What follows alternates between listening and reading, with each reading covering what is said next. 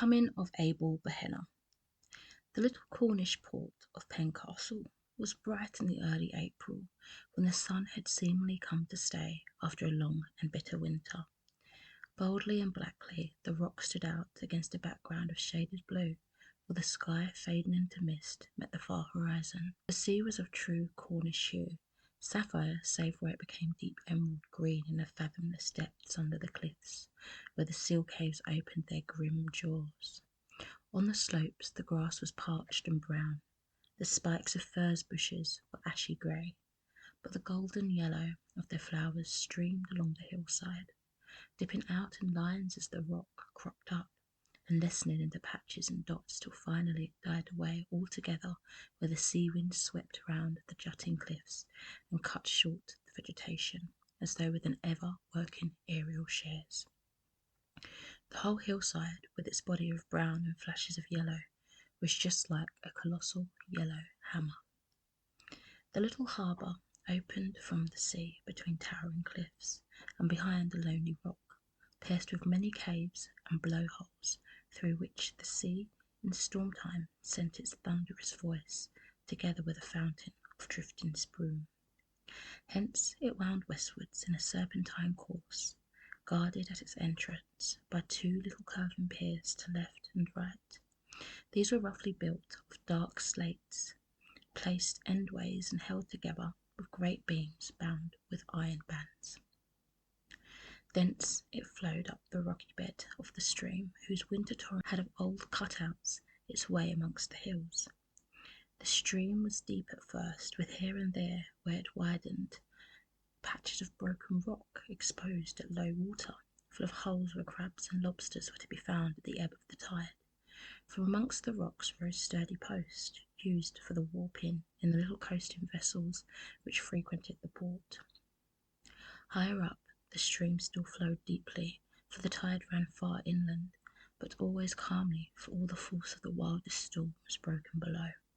Some quarter-mile inland, the stream was deep at high water, but at low tide there were at each side patches of the same broken rock as lower down, through the chinks of which the sweet water of the natural stream trickled and murmured after the tide had ebbed away. Here too rose mooring posts for the fishermen's boats. At either side of the river was a row of cottages down almost on all the level of high tide. They were pretty cottages, strongly and snugly built, with trim narrow gardens in front, full of old-fashioned plants, flowering currant, coloured primroses, wallflower and stonecrop. Over the fronts of many of them climbed clematis and wisteria. The window sides and doors posts of all were as white as snow, and the little pathway to each was paved with light-coloured stones. At some of the doors were tiny porches, whilst at others were rustic seats cut from tree trunks or from old barrels. In nearly every case, the window ledges were filled with boxes or pots of flowers or foliage plants. Two men lived in cottages exactly opposite each other across the stream. Two men, both young, both good-looking, both prosperous, and who had been companions and rivals from their boyhood. Abel Behenna was dark and with the gypsy darkness which the Phoenician mining wanderers left in their track. Eric Sanson, with the local antiquarian said was a corruption of Sagamason, was fair with the ruddy hue which marked the path of the wild Norseman. These two seemed to have singled out each other from the very beginnings to work and strive together, to fight for each other and to stand back to back in all endeavours. They had now put the coping stone on their temple of unity by falling in love with the same girl. Sarah Triphysis was certainly the prettiest girl in Pencastle, and there was many a young man who would gladly have tried his fortune with her. But that there were two to contend against, and each of these the strongest and most resolute man in the port, except the other. The average young man thought that this was very hard, and on account of it bore no goodwill to either of the three principals, whilst the average young woman who had less worse should befall to put up with the grumbling of her sweetheart, and a sense of being only second best which it implied, did not either, be sure, regard Sarah with friendly eye. Thus it came, in the course of a year or so, for rustic courtship is a slow process, that the two men and woman found themselves thrown much together. They were all satisfied, so it did not matter and Sarah, who was vain and something frivolous, took care to have her revenge on both men and women in a quiet way. When a young woman in her walking out can only boast one not quite satisfied young man, it is no particular pleasure to her to see her escort cast sheep's eyes at a better-looking girl, supported by two devoted swains. At length there came a time when Sarah dreaded, and which she had tried to keep distant, a time when she had to make her choice between the two men. She liked them both, and indeed either of them might have satisfied the idea of even a more exacting girl. But her mind was so constituted that she thought more of what she might lose than of what she might gain, and whenever she thought that she had made up her mind, she became instantly assailed with doubts as to the wisdom of her choice. Always the man whom she had presumably lost became endowed afresh with a newer and more bountiful crop of advantages than had ever arisen from the possibility of his acceptance. She promised each man that on her birthday she would give him his answer, and that day, the 11th of April, had now arrived.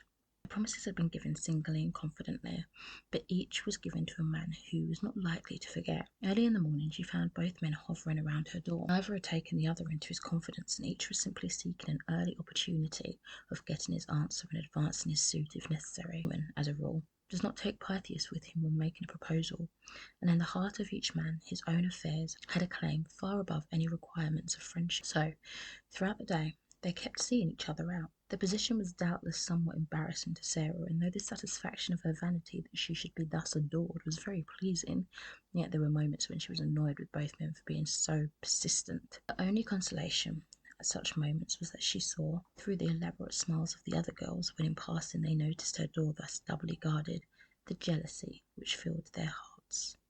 Sarah's mother was a person of commonplace and sordid ideas, and seeing all along the states of affairs, her one intention, persistently expressed to her daughter in the plainest words, was to so arrange matters Sarah should get all that was possible out of both men. For this purpose she had cunningly kept herself as far as possible in the background in the matter of her daughter's wooings, and watched in silence.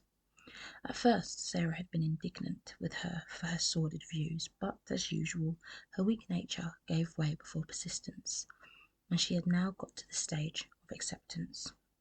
She was not surprised when her mother whispered to her in the little yard behind the house, "Go up the hillside for a while. I want to talk to these two.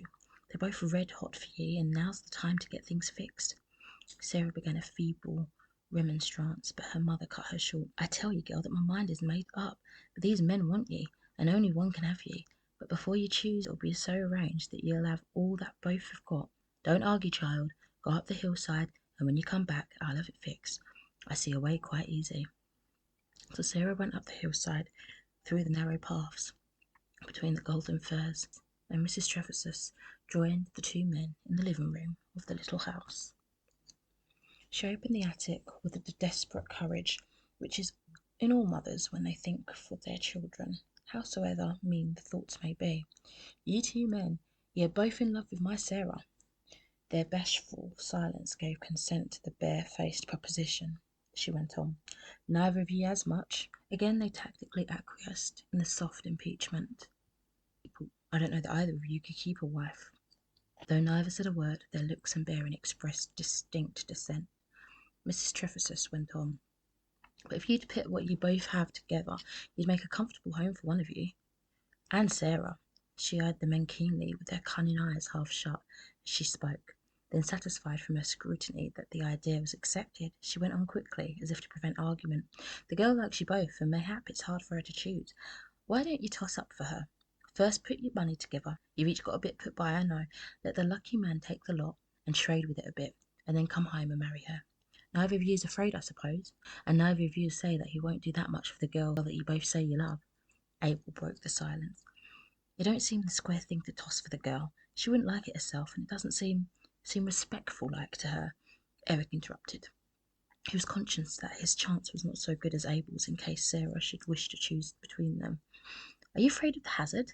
"Not me," said Abel boldly. Mrs. Trefusis, seeing that her idea was beginning to work, followed up the advantage. "It is settled that you put your money together to make a home for her, whether you toss for her or leave it for her to choose." "Yes," said Eric quickly, and Abel agreed with equal sturdiness. Mrs. Trefusis' little cunning eyes twinkled. She heard Sarah's step in the yard and said, "Well, here she comes," and I leave it to her." And she went out. During her brief walk on the hillside, Sarah had been trying to make up her mind. She was feeling almost angry with both men for being the cause of her difficulty, and as she came into the room, said shortly, "I want to have a word with you both. Come to the Flagstaff Rock, where we can be alone." She took her hat and went out of the house up the winding path to the steep rock crowned with a high flagstaff, where once the wrecker's fire basket used to burn. This was the rock which formed the northern jaw of the little harbour. There was only room on the path for two abreast, and it marked the state of things pretty well when, by a sort of implied arrangement, Sarah went first, and the two men followed, walking abreast and keeping step. By this time each man's heart was boiling with jealousy. When they came to the top of the rock, Sarah stood against the flagstaff, and the two young men stood opposite her. She had chosen her position with knowledge and intention, for there was no room for anyone to stand beside her. They were all silent for a while, then Sarah began to laugh and said, "I promised the both of you to give you an answer today. I've been thinking and thinking and thinking, till I began to get angry with you both for plaguing me so, and even now I don't seem any nearer than ever I was to making up my mind." Eric said suddenly, "Let us toss for it, lass." Sarah showed no indignation whatever at the proposition. Her mother's eternal suggestion had schooled her to the acceptance of something of the kind, and her weak nature made it easy to her to grasp at any way out of difficulty. She stood with downcast eyes, idly picking at the sleeve of her dress, seeming to have tactically acquiesced in the proposal. Both men, instinctively realizing this, pulled each a coin from his pocket, spun it in the air, and dropped his other hand over the palm on which it lay. For a few seconds they remained thus, all silent. Then Abel, who was the more thoughtful of the men, spoke. "Sarah, is this good?" As he spoke, he removed the upper hand from the coin and placed the latter back in his pocket. Sarah was nettled. "Good or bad, it's good enough for me. Take it or leave it as you like," she said, to which he replied, "Nay, lass, aught that concerns you is good enough for me. I did but think of you lest you might have pain or disappointment hereafter. If you love Eric better nor me, in God's name say so, and I think I'm man enough to stand aside. Likewise, if I'm the one, don't make us both miserable for life." Face to face with the difficulty, Sarah's weak nature proclaimed itself.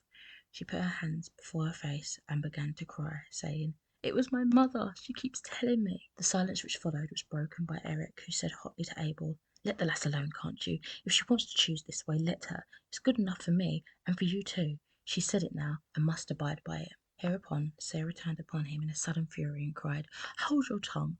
What is it to you, at any rate?" And she resumed her crying. Eric was so flabbergasted that he had not a word to say, but stood looking practically foolish, with his mouth open and his hands held out with the coin still between them. All were silent till Sarah, taking her hands from her face, laughed hysterically and said, "As you two can't make up your minds, I am going home," and she turned to go. "Stop," said Abel in an authoritative voice. "Eric, you hold the coin and I'll cry. Now, before we settle it, let us clearly understand. The man who wins takes all the money that we both have got, brings it to Bristol and ships on a voyage and trades with it. Then he comes back and marries Sarah, and they two keep it all, whatever there may be, as the result of the trading. Is this what we understand?" "Yes," said Eric.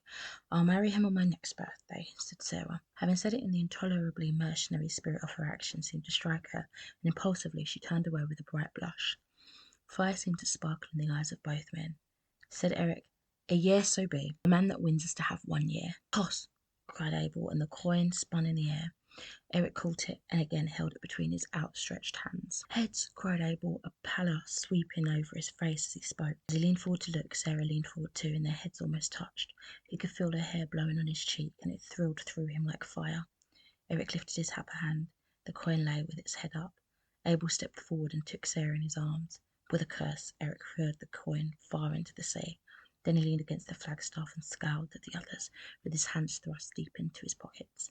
Abel whispered wild words of passion and delight into Sarah's ears, and as she listened, she began to believe that Fortune had rightly interpreted the wishes of her secret heart, and that she loved Abel best. Presently, Abel looked up and caught sight of Eric's face. As the last ray of sunset struck, the red light intensified the natural ruddiness of his complexion, and he looked as though he was steeped in blood. Abel did not mind his scowl, for now that his own heart was at rest, he could feel unalloyed pity for his friend.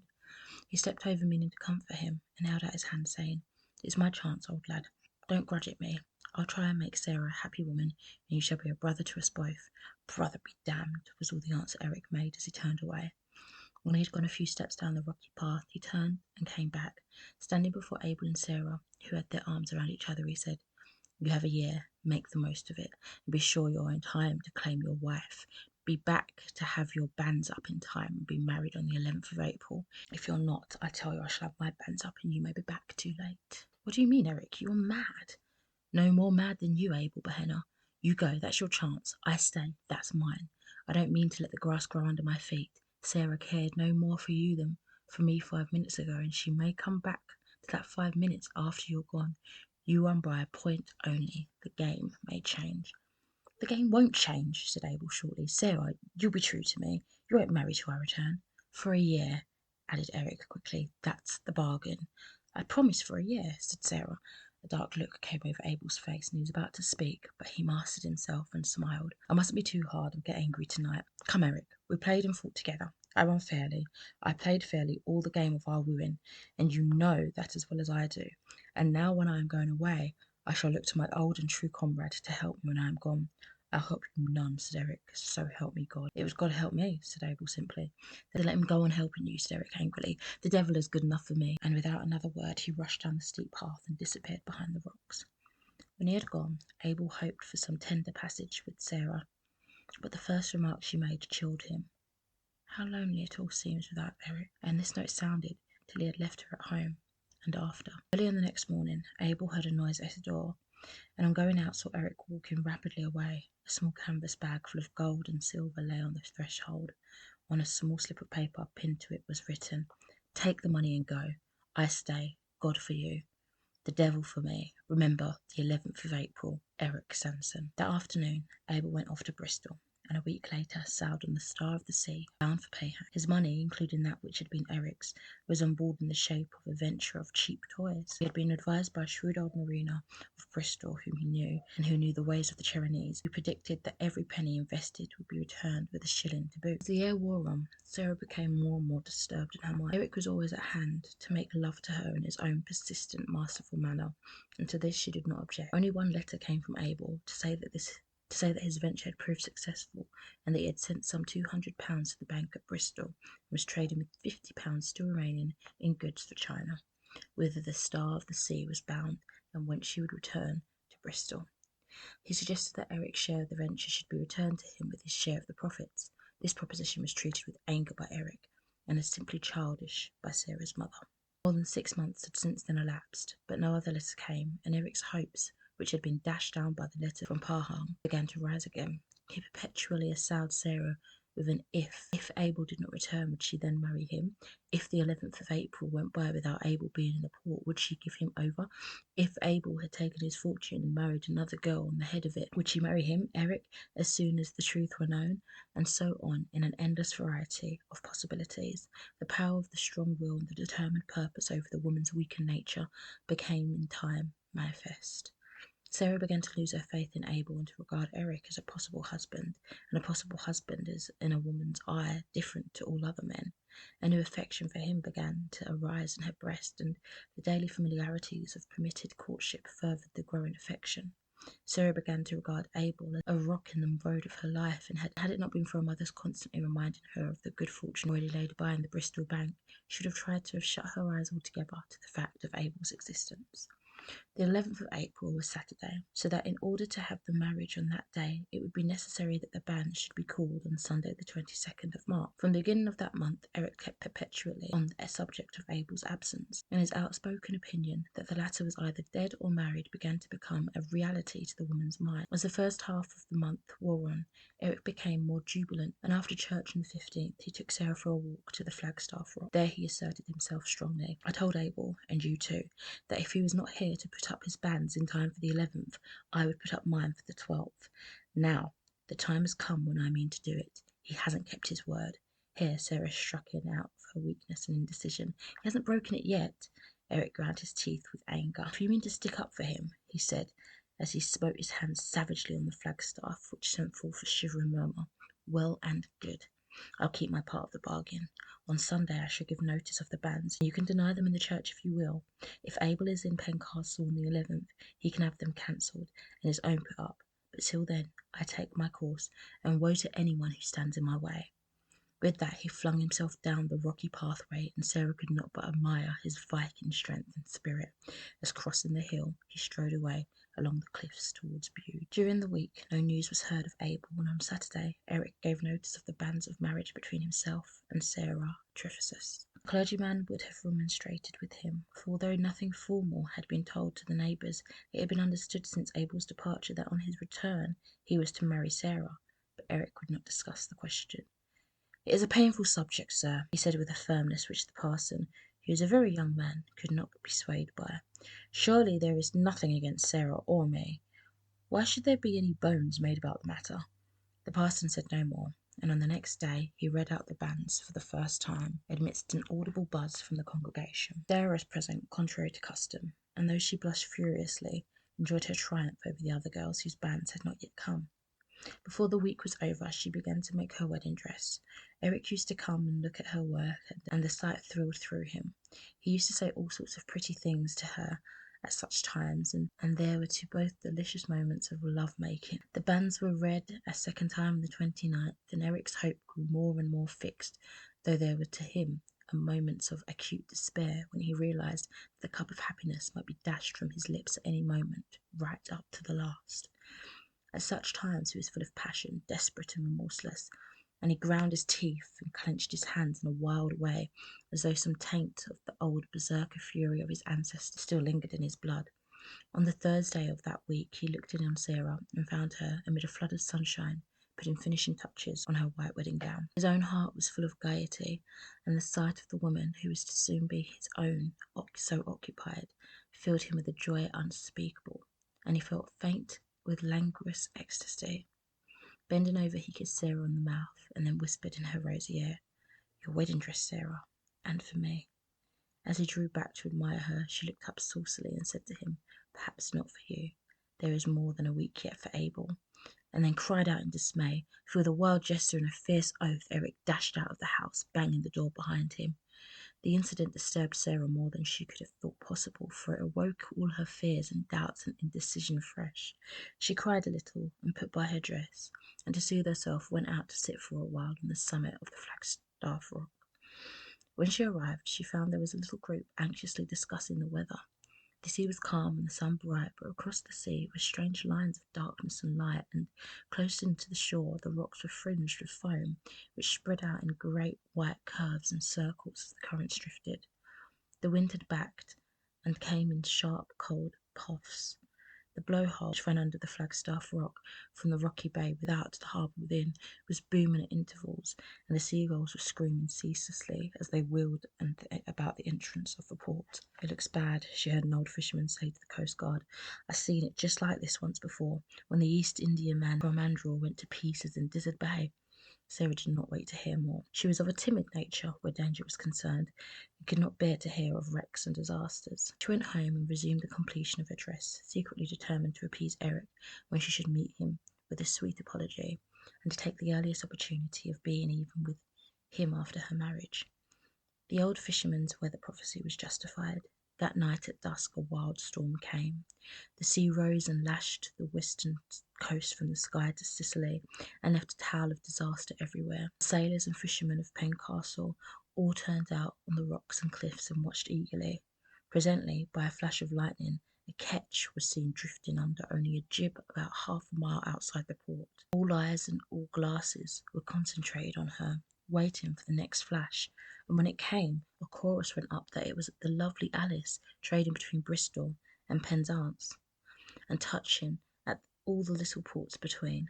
"God help them," said the harbour master, "for nothing in this world can save them when they are in between Bude and Tintagel and the wind on shore." The coastguards exerted themselves, and aided by the brave hearts and willing hands, they brought the rocket apparatus up on the summit of the Flagstaff Rock. Then they burned blue lights so that those on board might see the harbour opening in case they could make any effort to reach it. They worked gallantly enough on board, but no skill or strength of man could avail. Before many minutes were over, the lovely Alice rushed to her doom on the great island rock that guarded the mouth of the port. The screams of those on board were faintly borne in the tempest as they flung themselves into the sea in the last chance for life. The blue lights were kept burning, and the eager eyes peered into the depths of the waters in case any faces could be seen, and ropes were held ready to fling out in aid. But never a face was seen, and the willing arms rested idle. Eric was there amongst his fellows. His old Icelandic origins was never more apparent in that wild hour. He took a rope and shouted in the air of the harbour master, "I shall go down on the rock over the seal cave. The tide is running up and someone may drift in there." "Keep back, man," came the answer. "Are you mad? One slip on that rock and you are lost, and no man could keep his feet in the dark on such a place in such a tempest." "Not a bit," came the reply. "You remember how Abel Behenna saved me there on a night like this when my boat went on the Gull Rock? He dragged me up from the deep water in the Seal Cave, and now someone may drift in there again as I did." And he was gone into the darkness. The projecting rock hid the light on the Flagstaff Rock, but he knew his way too well to miss it. His boldness and sureness of foot standing to him, he shortly stood on the great round-topped rock, cut away beneath by the action of the waves over the entrance of the Seal Cave, where the water was fathomless. There he stood in comparative safety, for the concave shape of the rock beat back the waves with their own force, and though the water below him seemed to boil like a seething cauldron, just beyond the spot there was a space of almost calm. The rock, too, seemed here to shut off the sound of the gale, and he listened as well as watched. As he stood there ready, with his coil of rope poised to throw, he thought he heard below him, just beyond the whirl of the water, a faint, despairing cry. He echoed it with a shout that rang into the night. Then he waited for the flash of lightning, and as it passed, flung his rope out into the darkness, where he had seen a face rising through the swirl of the foam.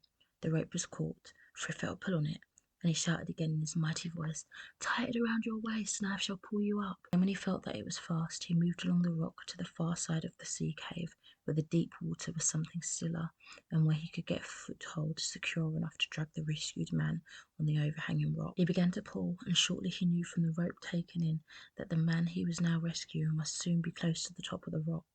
He steadied himself for a moment and drew a long breath that he might at the next effort complete the rescue. He had just bent his back to the work when a flash of lightning revealed to each other the two men, the rescuer and the rescued. Eric Sanson and Abel Behenna were face to face, and none knew of the meeting save themselves and God. On the instant, a wave of passion swept through Eric's heart. All his hopes were shattered, and with the hatred of Cain in his eyes looked out. He saw in the instant of recognition the joy in Abel's face that his was the hand to secure him, and this intensified his hate. Whilst the passion was on him, he started back, and the rope ran out between his hands. His moment of hate was followed by an impulse of his better manhood, but it was too late. Before he could recover himself, Abel, encumbered with the rope that should have aided him, was plunged, with a despairing cry, back into the darkness of the devouring sea. Then, feeling all the madness and the doom of Cain upon him, Eric rushed back over the rocks, heedless of the danger and eager only for one thing, to be amongst other people whose living noises would shut out that last cry which seemed to ring still in his ears. When he regained the Flagstaff Rock, the men surrounded him, and through the fury of the storm he heard the harbour master say, "We feared you were lost when we heard a cry. How white you are! Where is your rope? Was there anyone drifted in?" "No one," he shouted in answer, for he felt that he could never explain that he had let his old comrade slip back into the sea, and at the very place and under the very circumstances in which that comrade had saved his own life. He hoped by one bold lie to set the matter at rest forever. There was no one to bear witness, and if he should have to carry that still white face in his eyes and that despairing cry in his ears forevermore, at least none should know of it. "No one," he cried, more loudly still. "I slipped on the rock and the rope fell into the sea." So saying, he left them, and rushing down the steep path, gained his own cottage and locked himself within. The remainder of that night he passed lying on his bed, dressed and motionless, staring upwards and seeming to see through the darkness a pale face gleaming wet in the lightning, with its glad recognition turn into ghastly despair, and to hear a cry which never ceased to echo in his soul.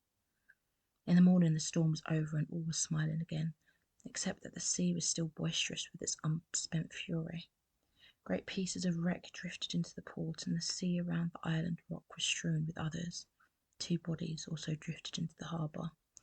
One, the master of the wrecked ketch, the other, a strange seaman, whom no one knew. Sarah saw nothing of Eric till the evening, and then he only looked in for a minute. He did not come into the house, but simply put his head in through the open window. "Well, Sarah," he called out in a loud voice, though to her it did not ring truly. "Is the wedding dress done? Sunday week, mind, Sunday week." Sarah was glad to have the reconciliation so easy, but woman-like, when she saw the storm was over and her own fears groundless, she at once repeated to the cause of offence. "Sunday, so be it," she said without looking up, "if Abel isn't here on Saturday." Then she looked up saucily, though her heart was full of fear of another outburst on the part of her impetuous lover. But the window was empty. Eric had taken himself off, and with a pout she resumed her work. She saw Eric no more till Sunday afternoon, when he came up to her, before all the people, with an air of proprietorship, which half pleased and half annoyed her. "Not yet, mister," she said, pushing him away, as the other girls giggled. "Wait till Sunday next, if you please. The Sunday after Saturday," she added, looking at him saucily. The girls giggled again, and the young men quaffed. They thought it was the snub that touched him so, that he became as white as a sheet as he turned away. But Sarah, who knew more than they did, laughed, for she saw triumph through the spasm of pain that overspread his face. The week passed uneventfully. However, as Saturday drew nigh, Sarah had occasional moments of anxiety, and as to Eric, he went about at night time like a man possessed. He restrained himself when others were by, but now and again he went down amongst the rocks and caves and shouted aloud. This seemed to relieve him somewhat, and he was better able to restrain himself for some time after. All Saturday he stayed in his own house and never left it. As he was to be married on the morrow, the neighbours thought it was his shyness on his part, and did not trouble or notice him. Only once was he disturbed, and that was when the chief boatman came to him and sat down, and after a pause said, "Eric, I was over in Bristol yesterday. I was in the rope maker's getting a coil to replace the one you lost the night of the storm, and there I saw Michael Heavens of this place, who is a salesman there. He told me that Abel Behenna had come home the week ere last on the Star of the Sea from Canton, and that he had lodged a sight of money in the Bristol Bank in the name of Sarah Behenna. He told Michael so himself, and that he had taken passage on the Lovely Alice to Pencastle. Bear up, man," for Eric had with a groan dropped his head on his knees, with his face between his hands. "He was your old comrade, I know, but you couldn't help him. He must have gone down with the rest that awful night. I thought it'd be better to tell you, lest it might come some other way, and you might keep Sarah Triffisless from being frightened.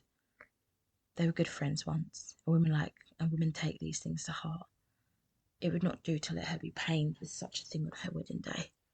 Then he rose and went away, leaving Eric still sitting disconsolately with his head on his knees. "Poor fellow," remembered the chief boatman to himself. "He takes it to heart. Well, right enough. They were true comrades once, and Abel saved him." The afternoon of that day, when the children had left school, they strayed as usual on half holidays along the quay and the paths of the cliffs. Presently, some of them came running in a state of great excitement to the harbour, where a few men were unloading a coal ketch, and a great many were superintending the operation. One of the children called out, "There's a porpoise in the harbour mouth. We saw it come through the blowhole. It had a long tail and was deep under the water." "It was no porpoise," said another. "It was a seal, but it had a long tail. It came out of the seal cave." The other children bore various testimony, but on 2 points they were unanimous. Whatever it was, had come through the blowhole, deep under the water, and had a long, thin tail, a tail so long that they could not see the end of it. There was much unmerciful chaffing of the children by the men on this point, but as it was evident that they had seen something, quite a number of persons, young and old, male and female, went along the high paths on either side of the harbour mouth to catch a glimpse of this new addition to the fauna of the sea, a long-tailed porpoise or seal. The tide was now coming in. There was a slight breeze, and the surface of the water was rippled so that it was only at moments that anyone could see clearly into the deep water. After a spell of watching, a woman called out that she saw something moving up the channel, just below where she was standing. There was a stampede to the spot, but by the time the crowd had gathered, the breeze had freshened, and it was impossible to see with any distinctness below the surface of the water.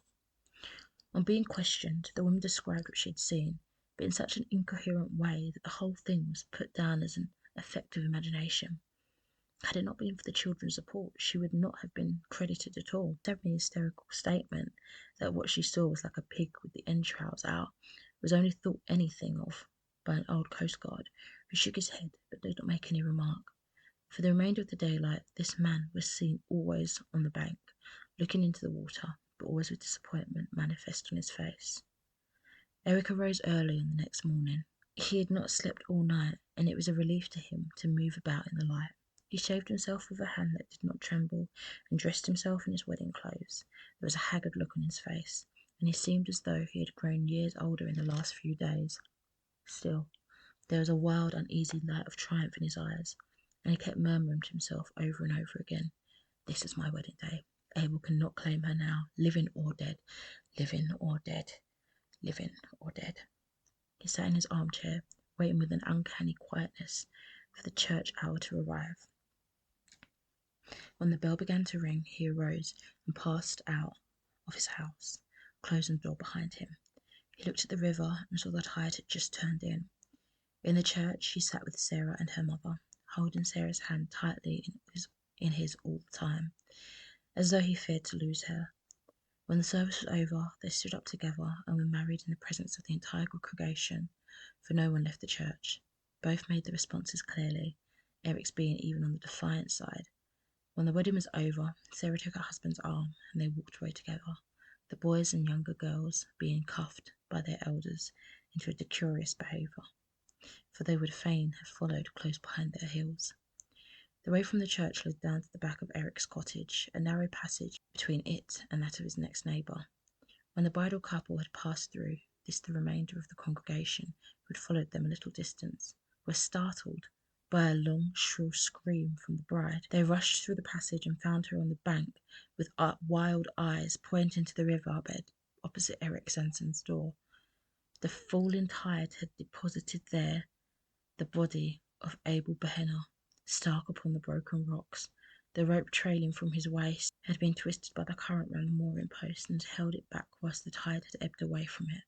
The right elbow had fallen in a chink in the rock, leaving the hand outstretched towards Sarah, with the open palm upward as though it were extended to receive hers, the pale drooping fingers open to the clasp. All that happened afterwards is never quite known to Sarah Sanson. Whenever she would try to recollect, there would become a buzzing in her ears and a dimness in her eyes, and all would pass away.